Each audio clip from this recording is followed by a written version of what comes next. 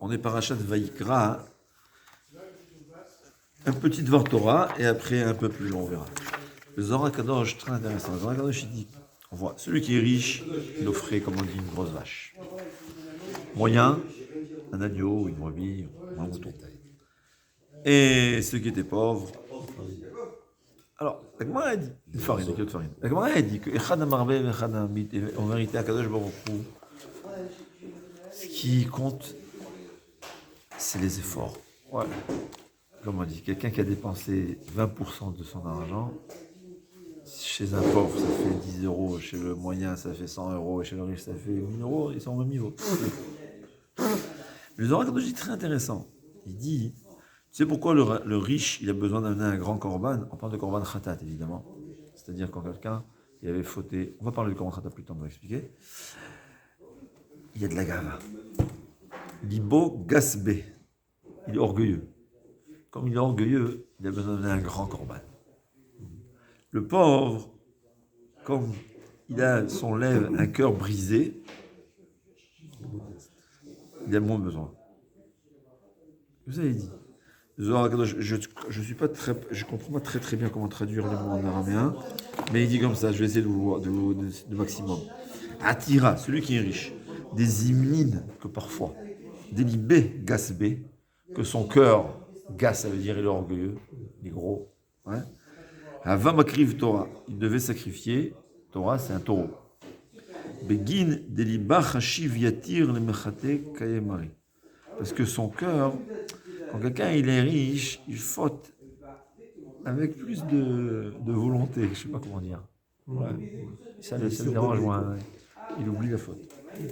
Benoni, Makriv Minatson, celui qui est moyen d'un petit bétail, Begin deriaoute lav gazbe, kolkach les mirte, parce qu'il n'a pas une grande volonté de fauter.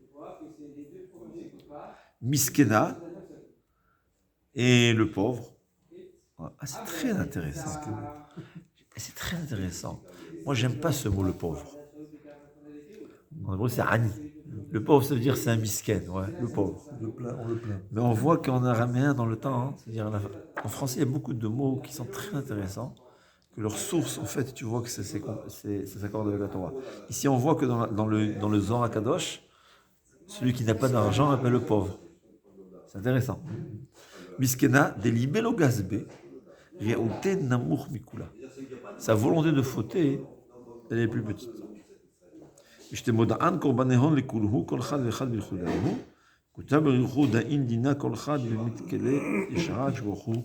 Il juge chacun dans un justement. C'est-à-dire très intéressant. Quand un homme il a de l'orgueil, il est moins proche d'Hachem. C'est incroyable. C'est-à-dire l'homme, la neshama de l'homme par la nature. Par la nature, on est attaché à Hachem. L'orgueil, c'est ce qui sépare l'homme de Hachem. C'est pour ça, hein, les gens qui sont haut placés, ils font moins de tchouva que les gens petits. C'est très intéressant. Il y a plus d'orgueil. Comment il a dit? Il a dit, si tu fais remarquer, balé tchouva, ceux qui sont orgueilleux, Rav qui a fait beaucoup de balé tchouva, il dit, ceux qui sont orgueilleux, c'est plus difficile de leur faire tchouva. Alors on peut expliquer plusieurs explications, mais l'explication est très simple. Quelqu'un qui l'orgueil, c'est ce qui... Parce qu'au fait, d'où vient l'orgueil? Si j'étais conscient que tout vient d'Hachem, si j'étais conscient que par rapport à Hachem, je suis rien, si j'étais conscient que je ne rends pas à Hachem, je ne fais pas à Hachem un millième de ce que je devrais faire, jamais on n'aurait pu être orgueilleux. Donc quelqu'un, il ne vit pas Hachem, c'est là qu'il a de l'orgueil. Il a de l'orgueil, il faute. Il a de l'orgueil, difficilement il fera des choses. C'est incroyable. Et c'est quelque chose qui a été, statistiquement, c'est comme ça. Alors je vais dire, ouais, parce qu'il est plus intelligent, il ne fait pas de choix. On sait très bien quelle intelligence il y a dans ceux qui sont en dehors d'Hachem. C'est l'orgueil. C'est incroyable. D'ailleurs, ton Avad Hachem,